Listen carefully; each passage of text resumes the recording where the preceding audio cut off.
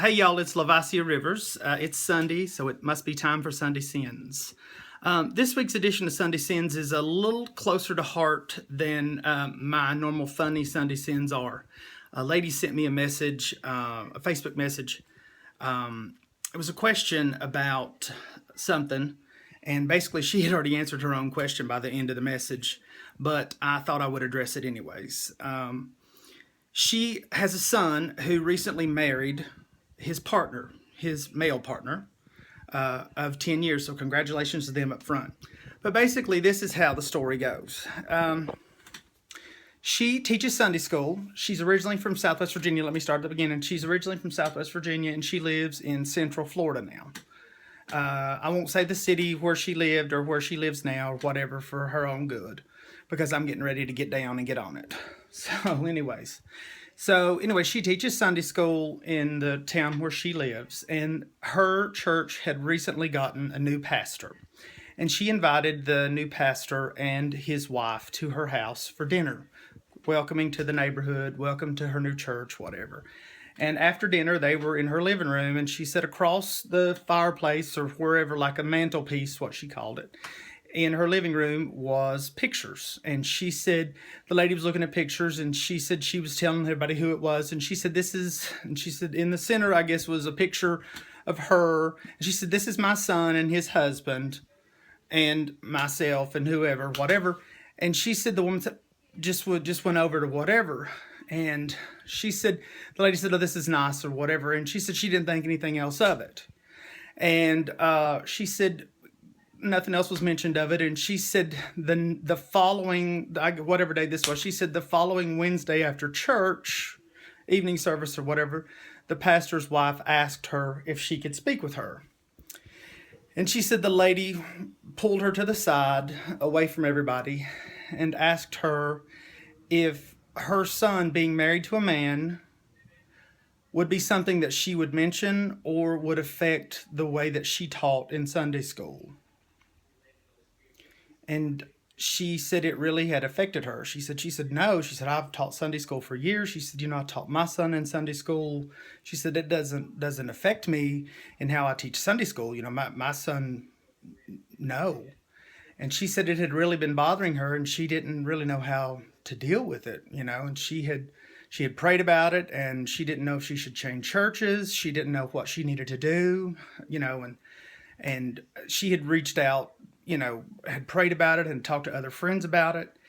And she had decided that the best way to handle it was to do nothing, was to just continue to go to that church and to take care of the children that she loved and had taught for years. And she had written me to see what I thought about it. And she and I shared some insight. And I decided to make it a Sunday sin. But this is my thought process about it. The first little Sunday school that I went to a long, long time ago, the Rowe Pentecostal Church, when I was just a little bitty boy. And Miss Ruthie taught me. I mean, I didn't know that I was gay then, 100 years ago. Had it not been for that, the fundamentals of that, maybe I wouldn't have any biblical skills at all. Maybe I wouldn't have had any upbringing or thought process of it whatsoever. Had my mom not gotten me up and putting a little pair of pants on me and a shirt and sent me walking the 850 feet up the street to go, So I'm real proud of that and real happy of that, okay? Had I not had this little Bible that's 31 years old with my little name on the front of it, had my mom not gotten me that and sent me up the street, or maybe had it not been for that, maybe I'd have never been up front in the front of a church one time to pray by myself, All those fundamentals are good in a kid. Gay, straight, blue, black, or white.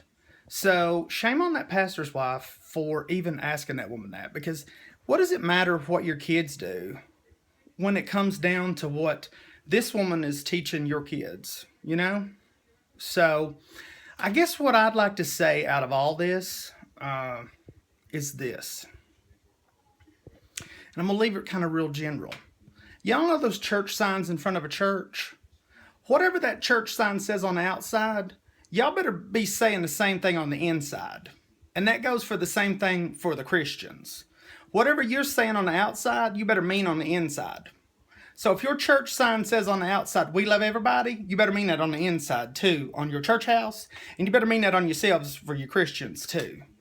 So, basically meaning that if you can't love me for being gay, or you can't love my friend for being black, or you can't love somebody else for being of another culture or religion, then you got bigger fish to fry, honey. So, anyways, I'm proud of my friend for continuing to teach Sunday school there, and I'm proud of her son for marrying his partner of 10 years. I'm proud of our country for allowing people to get married. I'm not married because I don't have somebody.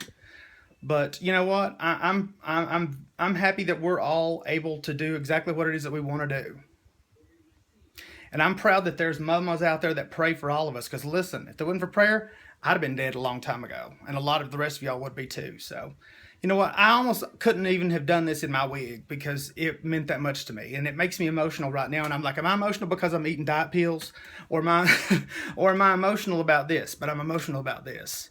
And, so bravo to my friend in Florida and bravo to the rest of y'all who sometimes bite your tongue and continue on for the sake of our kids and for the sake of what's right.